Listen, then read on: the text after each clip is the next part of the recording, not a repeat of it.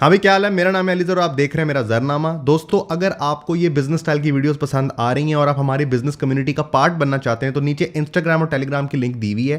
Telegram के link से आप हमारी बिजनेस कम्युनिटी का पार्ट बन सकते हैं और इंस्टाग्राम पे आप अपने निजी और पर्सनल मसले लेकर आ सकते हैं। I try to cater to them, तो make sure you join those. आज की वीडियो एक डिफरेंट स्टाइल की वीडियो है जिसमें हम एक केस स्टडी को डिस्कस करेंगे। This is going to be the new format of Zarnama, जहां पे हम किसी बड़े बिजनेस प्रॉब्लम को लेकर उसका सोल्यूशन और उसमें से निकलने वाले लेसन्स को डिस्कस करेंगे। इस पे अपना फीडबैक नीचे जरूर दीजिएगा ताकि आने वाली वीडियो को हम और बेहतर कर सकें। Today the topic of the video is the $1 billion Gamble. बोलने में तो मिलियन और बिलियन करीब करीब लगते हैं, लेकिन गिनने पे आए तो 1000 मिलियन का एक बिलियन होता है। और एक कंपनी हिस्ट्री में ऐसी भी होकर गुजरी है जिसने $1 अरब का गैम्बल किया और उस गैम्बल को कामयाब किया। बिजनेस में क्या रिस्क इन्वॉल्व होते हैं, क्या रिजर्वेशंस होती हैं, क्या स्ट्रेंथ, क्या वीकनेस, क्या थ्रेट्स और क्या अपॉर्चुनिटीज होती हैं, आज उसी को लेकर चलेंगे। तो हमारी वीडियो का टॉपिक होगा the $1 billion Gamble by the company Toyota. तो कहानी शुरू होती है 60-70 के डेकेड से, जब दुनिया वर्ल्ड वॉर 2 से कुछ अर्सा पहले ही निकली थी और मुख्तलिफ जीडीपीज अपने आप को आउट परफॉर्म करके ऊपर आने की कोशिश कर रही थी, जिसमें से जापान भी एक थी। जब भी दुनिया में कोई बड़ी ट्रेजेडी होकर गुजरती है उसके बाद लोग रिकवर करते हैं और वो बाउंस बैक करते हैं रॉक बॉटम के बाद। और यही हो रहा था जापान की इकोनॉमी के साथ और यही हो रहा था यूएसए की इकोनॉमी के साथ, that they were developing into new avenues. 60s USA में वो टाइम है जहां पे यूएसए एथिकली अवेयर हो रहा था। तो हिपीज की तरफ से लेफ्ट विंग का बहुत प्रेशर था, जहां पे सिविल राइट्स की अवेयरनेस आ रही थी, लोगों को उनके राइट्स की अवेयरनेस आ रही थी, इन्वायरमेंट फ्रेंडली इकदाम किए जा रहे थे लोगों की तरफ से, और जो कंपनीज इसकी वायलेशन में थी उनको रोका जा रहा था।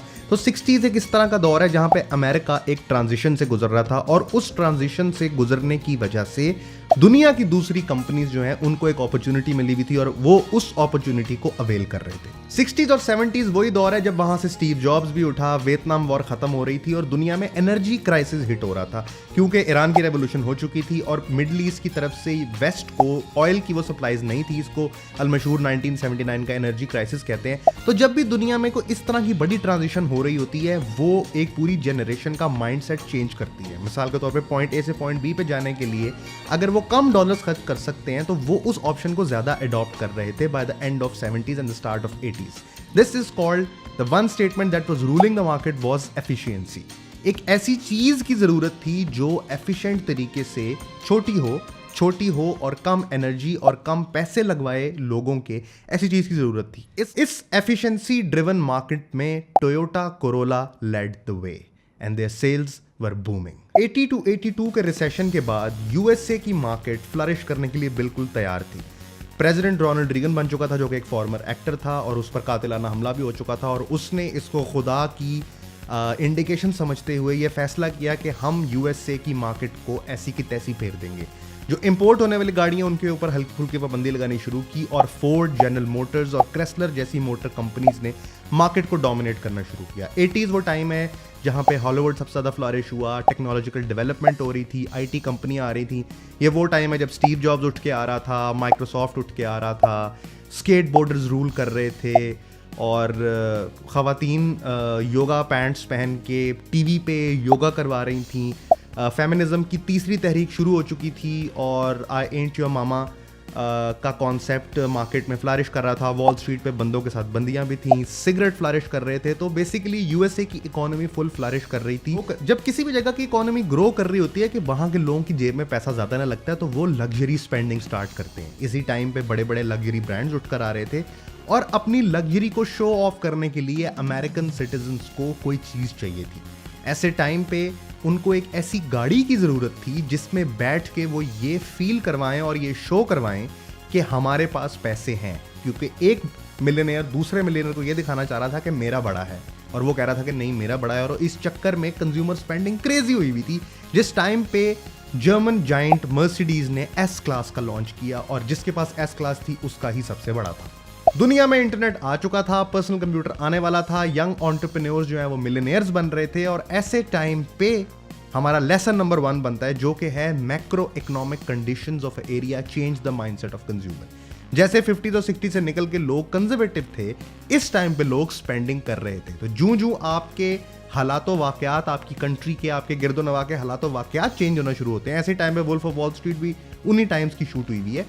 तो ऐसे वाले टाइम पे जब लोगों के मैक्रो इकोनॉमिक हालात बेहतर होने लगते हैं तो वो पैसा खर्च करते हैं, और जैसे ही वो मार्केट में पैसे फ्लो करते हैं there is always opportunity following. ये ऐसा टाइम था जहां लोग स्पेंड कर रहे थे, लेकिन इस टाइम पे वो टोयोटा जिसने कंज्यूमर मार्केट के हिसाब से 60s और 70s में क्रेजी सेल्स की थी, अब उनकी सेल्स को डिक्लाइन होनी शुरू हो रही थी, क्योंकि लोग अपने आप को टोयोटा में बैठते हुए गरीब या मिडिल क्लास महसूस करते थे। अब ऐसे टाइम पे जहां लोगों के पास पैसे थे और वो खर्च भी कर रहे थे, टोयोटा जो कि एक वैल्यू फॉर मनी कार थी, उसकी सेल्स अराउंड 80s डिक्लाइन कर रही थी। लोग टोयोटा में बैठ के अपने आप को छोटा महसूस करते थे और क्रेस्लर, फोर्ड और लिंकन में बैठ के अपने आप को बड़ा महसूस करते थे। इससे हमें हमारा लेसन नंबर 2 मिलता है, जिसको बोलते हैं कि मार्केट पोजीशन को चेंज करना इज ऑलवेज वेरी डिफिकल्ट। आपने एंटर होते साथ ही मार्केट में जो परसेप्शन बनाई थी उसको इन द लॉन्ग रन आप चेंज नहीं कर सकते, क्योंकि लोगों के दिमाग में बात बैठ जाती है। पाकिस्तान की एग्जांपल में गोरमे came for the people, middle class people, के आपको कम पैसों में ज्यादा चीज मिलेगी। गोरमे Cola was one of them, but over time वो उसी सेगमेंट में रह गया, दूसरे सेगमेंट में जा नहीं सका। उनको रीब्रांड करके बॉन विवान निकालना पड़ा, तब वो दूसरे सेगमेंट को थोड़ा बहुत टैप कर पाए।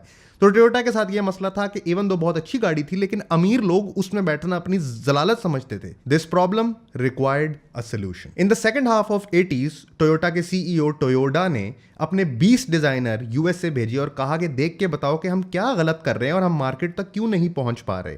उन्होंने एक्सटेंसिव 4-5 हज़ार लोगों पे बेस्ड रिसर्च की और एक रिपोर्ट सबमिट की टोयोटा में वापस आकर, जिसमें उन्होंने बताया कि एक average American consumer 43 years of age with $1 lakh monthly income does not have a proper solution from Toyota. वो डीलर से मिले, वो मैन्युफैक्चरर से मिले, वो कंज्यूमर से मिले, और वो इस बात को समझने की कोशिश कर रहे थे कि क्या प्रॉब्लम है। उनको प्रॉब्लम ये नजर आई कि young entrepreneurs who have just hit their first millions और कपल ऑफ $100,000, उनके पास एक लग्जरी व्हीकल में बैठने के मौके कम है, क्योंकि एस क्लास एक यूरोपियन ब्रांड है जिसको खरीदते हुए उनको अपनी पॉकेट बार बार चेक करनी पड़ती है, या वो रोल्स रॉयस लेना चाहते हैं, वो लग्जरी फील करना चाहते हैं, बट क्योंकि उनकी प्राइसेस यूरोपियन होने की वजह से और टैक्सेस होने की वजह से बहुत ज़्यादा हैं, तो उनको एक ऐसी मशीन चाहिए जो best of the both world's हो, यानी उसमें लग्जरी भी मैक्सिमाइज्ड हो, उसका साइलेंस भी बेहतर हो, उसकी स्टेबिलिटी भी बेहतर हो, उसकी फ्यूल एफिशिएंसी भी हो, येट वो एक लग्जरी हो। तो एक इम्पॉसिबल चीज़ उनको चाहिए जो कि मार्केट को तोड़ सकती है, और इस बात पे टोयोटा ने हार नहीं मानी और इस बात को आइडेंटिफाई किया, जो हमारा लेसन नंबर 3 है, जो कि है गैप इज ऑलवेज देयर।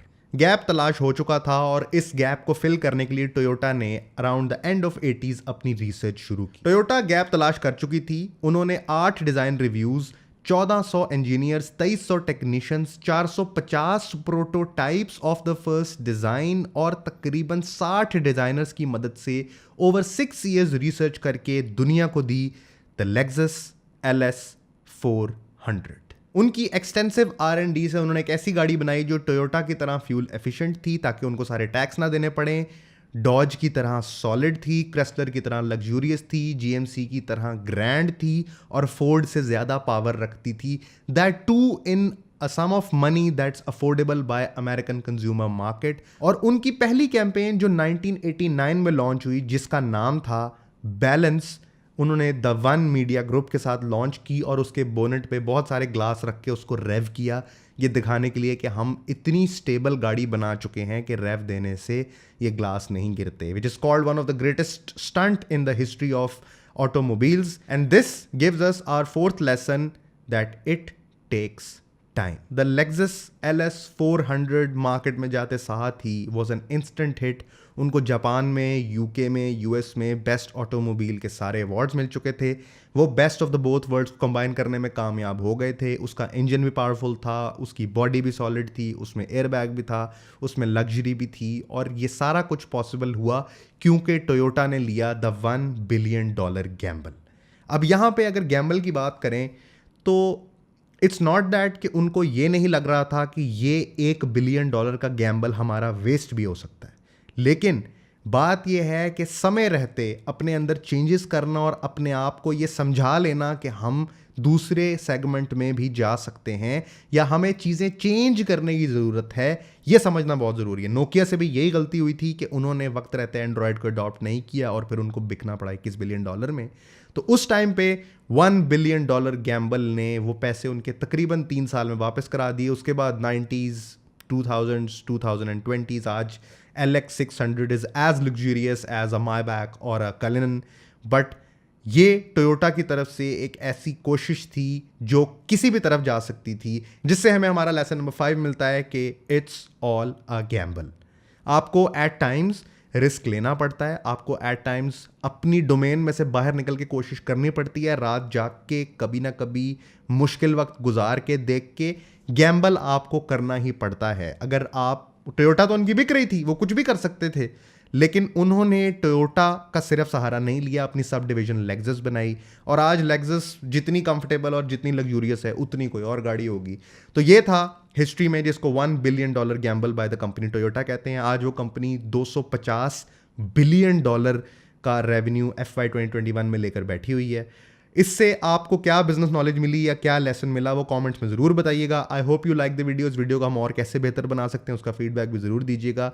मिलते हैं अगली वीडियो में with another case study, with another podcast और another Zarnama. I hope you like the video. Comment करके, फॉलो करके इंस्टाग्राम, टेलीग्राम पर ज़रूर बताइएगा। This is your boy AZ, over and out.